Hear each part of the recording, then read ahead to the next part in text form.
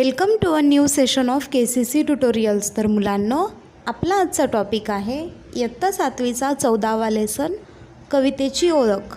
तर video start करण्याआधी एक रिक्वेस्ट आहे की जर तुम्हाला आमचा हा आजचा व्हिडिओ आवडला, जर तुम्हाला आमच्या चॅनेलची हेल्प होत असेल तर please like, share and comment करायचं विसरू नका. तर आजचा लेसन आपण स्टार्ट करू. 14वा लेसन आहे कवितेची ओळख. तर हा लेसन लिहिलेला आहे शारदा दराडे यांनी. यांचा जन्म 1979चा. विविध वृत्तपत्रे व मासिकातून लेखन. गाडग्यातील अमृतवाणी या काव्यसंग्रहात काही कवितांचे लेखन.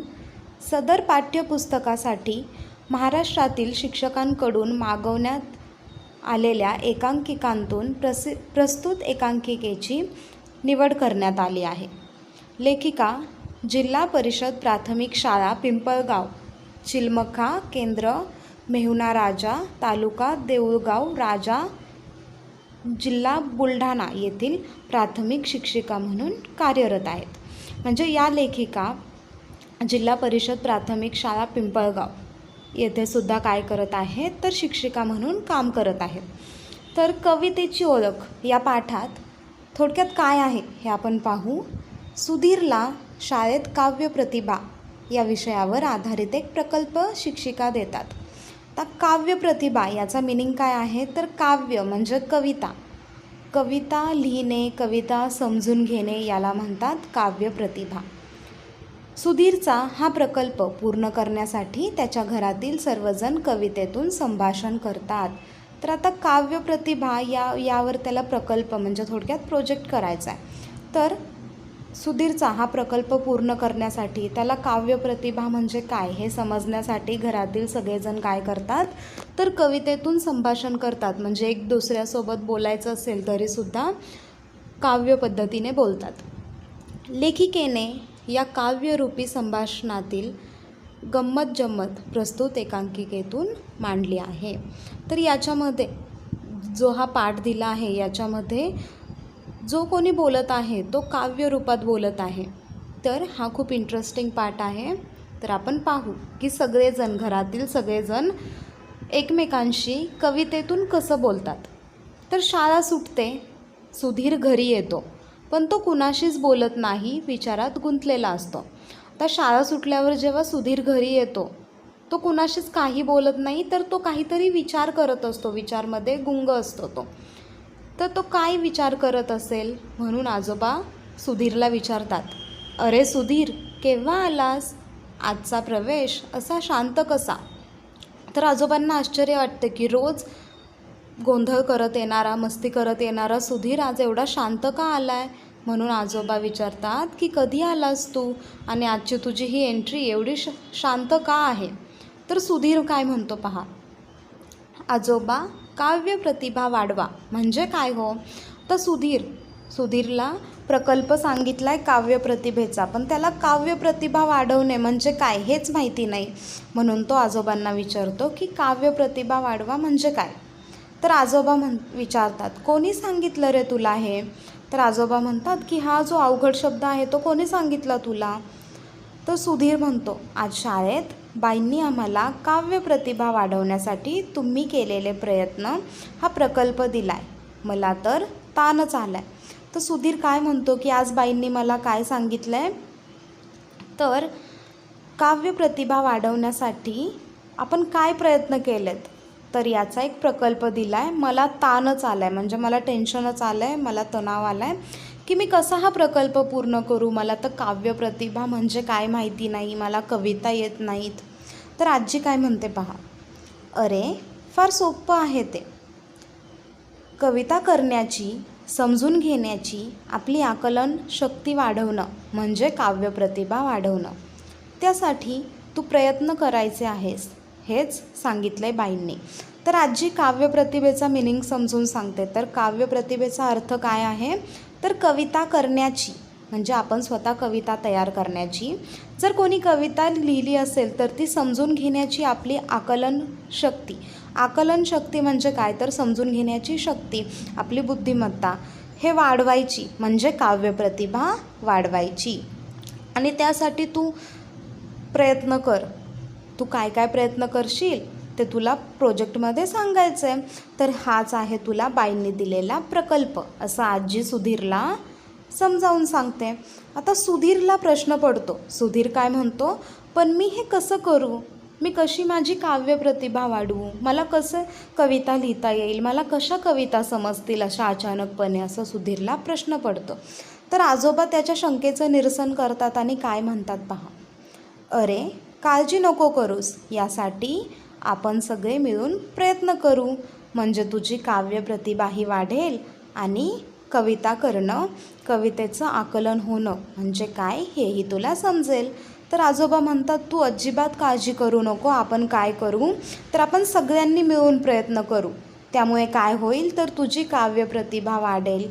कविता करणं, कविताचं आकलन होणं, कविता समजून घेणं म्हणजे काय, या सगळ्या गोष्टी तुला समजू लागतील. आता सगळ्यांना प्रश्न पडतो की आपण सगळ्यांनी मिळून काय प्रयत्न करायचे. जर प्रकल्प सुधीरला दिला आहे तर आपण काय करायचं. म्हणून आजी म्हणते, तुम्ही हो काय प्रयत्न करणार. आता सुधीरला प्रकल्प दिला आहे आणि त्याची काव्यशक्ती वाढवण्यासाठी तुम्ही काय करणार. तर आजोबा म्हणतात, आपण आजपासून कवितेत संभाषण करायचं.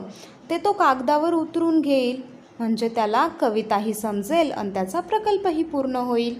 तर आजोबा काय म्हणतात की आपण आजपासून जे बोलणार आहे ना आपापसात, तर ते असं साध्या शब्दात नाही बोलायचं, तर कवितेत संभाषण करायचं. तर कवितेत संभाषण म्हणजे काय, जसं की यमक जुळणारे शब्द असतात तसं आपण यमक जुळणारे शब्द वापरायचे, कविता तयार करायची आणि तसंच बोलायचं.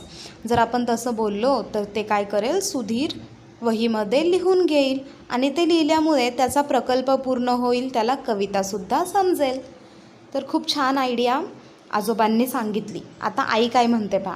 सुधीर हातपाय धू आणि दूध घे. आता आई म्हणते, झालं ना तुझ्या शंकेचं निरसन, झाला ना तुझा प्रॉब्लेम सॉल्व, मग आता हातपाय धू आणि दूध घे. कारण सुधीर आत्ताच शाळेतून आला होता, तो फ्रेशसुद्धा नव्हता झाला, त्याने काही खाल्लं पण नव्हतं. म्हणून आई म्हणते की आता तू हातपाय धू आणि दूध पिऊन घे. तर सुधीर म्हणतो, आजी मी कागद आणि वही घेतो, आत्ताच आपण सुरुवात करू. तर सुधीर म्हणतो की जर आपल्याला कवितेतून संभाषण करायचंच आहे, आपल्याला काव्य संभाषण करायचंच आहे, तर मी लगेच कागद आणि वही घेतो. म्हणजे काय तर मला लगेच लिहिता येईल. आत्ताच आपण काव्य संभाषण सुरू करू. आजी दिवा लावते व मोठ्याने शुभम करोती म्हणते. तर आजी काय करते, तिने सांजेची वेळ झालेली असते, आजी दिवा लावते आणि शुभम करोती म्हणते. तर शुभम करोती म्हणजे काय, तर शुभम करोती तुम्हाला माहीत असेल, शुभं करोती कल्याणम आरोग्यम धनसंपदा, अशी आपण शुभं करोती म्हणतो तिने सांजेच्या वेळी. तर ती शुभं करोती आजी म्हणते. आता आजी पुढे काय म्हणते पहा. घरामध्ये लावते सांजवात, भाजी करते आता कांद्याची पात. तर आता सगळ्यांनी काव्य संभाषण सुरू केलं आहे. तर सुरुवात कोणी केली, आजीने. आजी म्हणते की घरामध्ये लावते सांजवात. सांजवात म्हणजे काय तर तिने सांजेच्या सायंकाळच्या वेळी दिवा लावणे, याला म्हणतात सांजवात. आणि भाजी काय करते तर कांद्याची पात, ही भाजी मी करते, असं आजी म्हणते. आता आजोबा काय म्हणतात पहा. आता म्हाताऱ्याचा वाढतो वात, नको भाजी करू तू कांद्याची पात. तर आजोबा म्हणतात की म्हाताऱ्याचा म्हणजे म्हातारे म्हणजे कोण तर आजोबा. आजोबा म्हणतात की कांद्याची पात खाऊन माझा वात वाढेल. आता वात म्हणजे काय तर वात म्हणजे हातापायांना मुंग्या येतात. आता समजा पायांना वात येतोय तर पायांना मुंग्या येतात आणि पायांची बोटं आखडतात, तर त्याला म्हणतात वात येणे. तर तू कांद्याची पात नको करू, त्याने काय होतं तर माझा वात वाढतो. तर आजी काय म्हणते पहा. कधीतरी कशाला म्हणतील का हो, मी सांगितलेल्या भाजीला नेहमीच देतात खो. तर आजी म्हणते की कधीतरी मी जे म्हणेल त्याला हो म्हणताल की नाही तुम्ही, नेहमीच मी जी भाजी सांगेल त्याला तुम्ही खो देता म्हणजे नको म्हणता. तर सुधीर म्हणतो, ए माझी सुपर आजी, तुला आवडेल ती कर भाजी. तर सुधीर म्हणतो की तू माझी सुपर आजी आहेस तर तू काय कर, तुला जी आवडेल ती भाजी कर, आजोबांचं ऐकू नको. तर आजोबा म्हणतात, तू बनव भाजी छान छान चवळी, ए सुधीर आण रे इकडे दातांची कवळी. आता आजोबा काय म्हणतात की तू काय कर, कांद्याची पात नको बनवू, तर तू छान छान चवळीची भाजी बनव.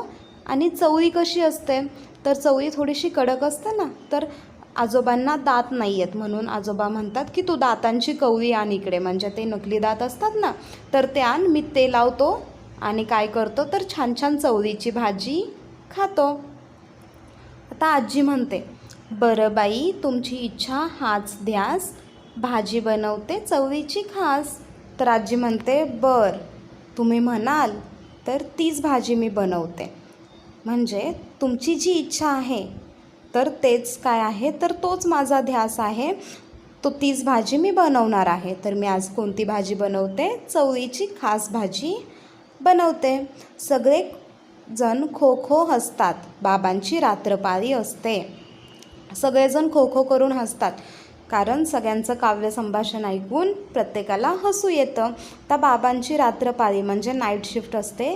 बाबा नाईट म्हणजे रात्री कामाला जाणार आहेत, म्हणून बाबा काय म्हणतात पहा, अगं आई पटकन खायला दे ना गं काही, मला ऑफिसला जाण्याची घाई, नाहीतर बॉस करू देणार नाही सही. आता बाबा म्हणतात, अगं आई पटकन मला काहीतरी खायला दे, कारण मला ऑफिसला जाण्याची घाई आहे. जर मला उशीर झाला ऑफिसला जायला तर ती एंट्रीची जी सही असते ना, तर बॉस म्हणजे माझे सर जे आहेत ते मला सहीसुद्धा करून देणार नाही, माझा काय करतील तर आजची सुट्टी लावतील माझी, असं बाबा म्हणतात. आता सुधीर म्हणतो, कसली घाई कसली सही, आजीनं दिलं चपाती दही. तर कसली घाई आहे तुमची आणि कसली सही करता तुम्ही, आजीनं दिलं ना आता तुम्हाला चपाती आणि दही. तर आई म्हणते, काय बाई कवितेची कमाल, बोलतात नि हसतात, तोंडावर धरून रुमाल. आता आई म्हणते की कसली कवितेची कमाल आहे तुमची, पुन्हा पुन्हा कवितेतच बोलता आणि एकमेकांची कविता ऐकून तोंडावर रुमाल धरून हसता, तर काय अशी कविता म्हणता तुम्ही, असं आई म्हणते. आजी म्हणते, आता सोड रे घराचा पाश, ऑफिसात जा आता सावकाश. आजी म्हणते की आता जो घराचा मोह घराचा पाश आहे तो सोड, एकदाचं घराच्या बाहेर पड आणि ऑफिसात सावकाश जा, म्हणजे तू लवकर निघ, म्हणजे सावकाश ऑफिसात गेला तरी तू वेळेवर पोचशील, असं आजी बाबांना म्हणते. बाबा ऑफिसला जातात, आजोबा फिरायला निघतात. तर तिन्ही सांजेची वेळ झाली आहे, बाबा ऑफिसला जातात आणि आजोबा बाहेर थोडं फिरायला जातात. तर आजोबा फिरायला जाताना काय म्हणतात पहा, मला द्या काठी नि चप्पल, कोटाचं जोडून द्या तुटलेलं बक्कल. तर आजोबा काय म्हणतात की मला माझी काठी आणि चप्पल द्या आणि माझ्या कोटाचं जे तुटलेलं बक्कल म्हणजे बटन जे तुटलेलं आहे ते जोडून द्या, म्हणजे मी ते घालून बाहेर फिरायला जातो. तर आजी म्हणते, तुम्हाला तर समजतच नाही, तोडून ठेवता काही ना काही, तुम्हाला तर काहीच समजत नाही, नेहमी माझं काम वाढवून ठेवता, कधी बटन तोडता तर कधी शर्ट उसवता, काही ना काही काम तुम्ही नेहमी माझं वाढवूनच ठेवता, असं आजी म्हणते. आता आई काय म्हणते पहा, आई तुम्ही बाबांवर चिडू नका, रागाचा तुम्ही सोडा हे का. तर आता आई म्हणते की आई तुम्ही बाबांवर चिडू नका, जो तुम्ही राग धरलाय तर तो सोडून द्या, आजोबांवर तुम्ही रागवू नका. तर आजी काय म्हणते पहा, म्हणे रागाचा सोडा हे का, कामाचा का मी घेतलाय ठेका, शिवणकाम शिकलीस पण बक्कल लावायला चुकलीस. आता आजी काय म्हणते, आता काय म्हणतीस तू की मी रागाचा हे का सोडू, आता मी काय कामाचा ठेका घेतलाय का, आजोबा बटन तोडतील काही करतील तर मीच ते बटन लावत बसायचं का, तू स्वतः शिवणकाम शिकली आहेस, मग बक्कल लावायला का चुकलीस तू, तर लावून दे आता बक्कल, तुला येतं ना शिवणकाम, तर मग व्यवस्थित आता तू बटन आजोबांच्या शर्टला कोटला लावून दे, असं आजी म्हणते. तर आई म्हणते, चिडता का हो माझ्यावर, माया करावी सर्वांवर. आई काय म्हणते की का हो तुम्ही माझ्यावर चिडता, माया म्हणजे सगळ्यांवर प्रेम करावं, असं आई आजीला सांगते. तर आता या संभाषणानंतर अजून पुढे आई, आजी, सुधीर, आजोबा, बाबा आणि सुधीरची ताईसुद्धा त्याच्यामध्ये प्रवेश करते त्या संभाषणामध्ये. तर या सगळ्यांमध्ये अजून गमतीमध्ये अजून काव्य संभाषण काय होणार आहे हे आपण या लेसनच्या दुसऱ्या पार्टमध्ये पाहू. जर तुम्हाला आमचा हा आजचा व्हिडिओ आवडला असेल तर please like, share and comment करा. जर तुम्ही अजूनही आमच्या चॅनलला सबस्क्राईब केलं नसेल तर प्लीज सबस्क्राईब करा. KCC ऑनलाईन ट्यूशन जर तुम्हाला जॉईन करायची असेल तर डिस्प्लेमध्ये दिलेल्या नंबरवर कॉल करून तुम्ही अधिक माहिती घेऊ शकता. Thank you for watching this video. Good bye.